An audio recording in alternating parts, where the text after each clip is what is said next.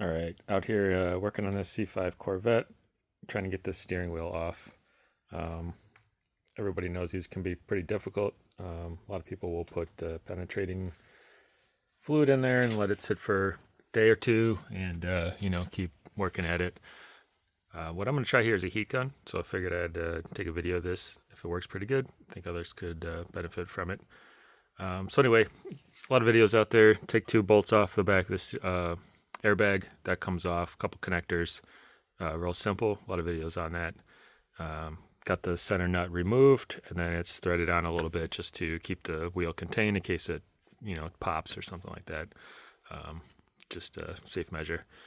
I put a piece of some heat wrap, some old stuff I had laying around the airbag sensor or the connector wire, just so it's protected here. I don't plan on getting it too hot. Obviously, the surround here is plastic, so I'm not going to go crazy, but essentially I'm just going to put some heater on the center here and see if it will budge pretty easily. See what happens.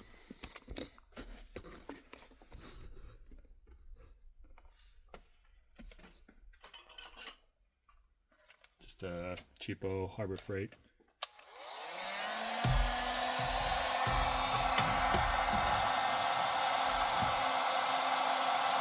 This has tension on it to the point where it starts to deflect.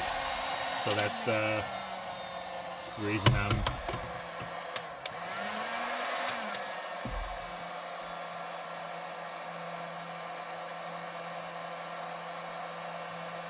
you don't want to just keep pushing, because essentially these things will just start to push one way or the other because it's only two studs.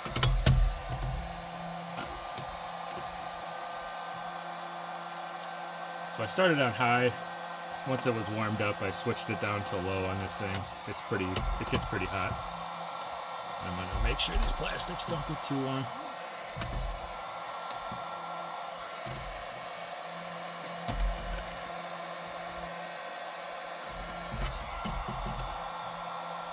If you don't have something like this, you could probably use some tin foil, something like that, just to basically insulate it a little bit. This thing is obviously putting out hot air, but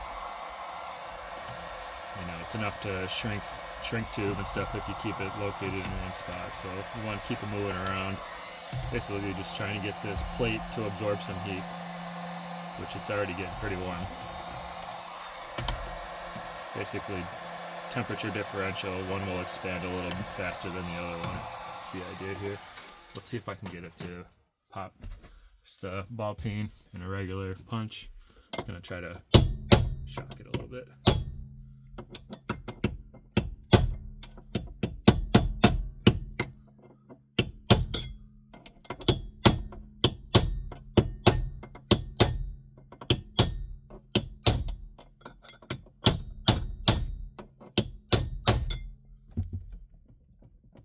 Nope, not yet.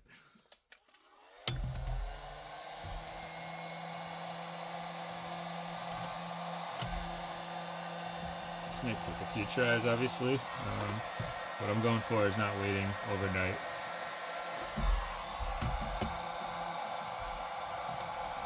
It actually would be better if I put aluminum foil over the top, because obviously the heat's going up. This bottom is very cool to touch, but this top is fairly warm. When I say warm, I mean maybe 100. Summertime, sitting in the sun temp.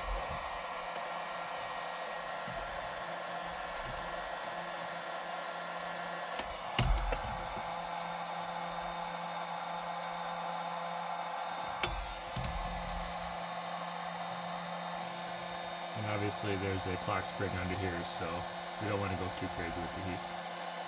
I'm essentially just trying to shock it quickly. Let's see what we got here.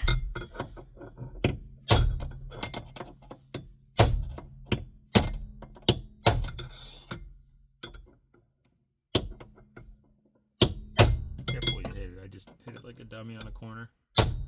Obviously, I'm replacing this wheel, so I'm not too crazy concerned, but you don't want to do that.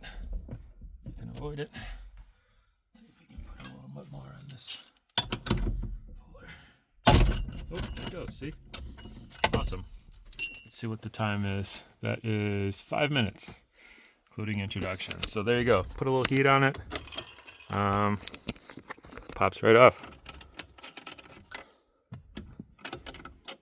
These Polar, by the way, a lot of people, I see people grinding them. I found with this kit, this is just the rental from O'Reilly's, but one works on one side, but it doesn't work on the other. So they look very symmetrical, and then same thing, there's one side that's, get focused down there. There's one side that's rounded.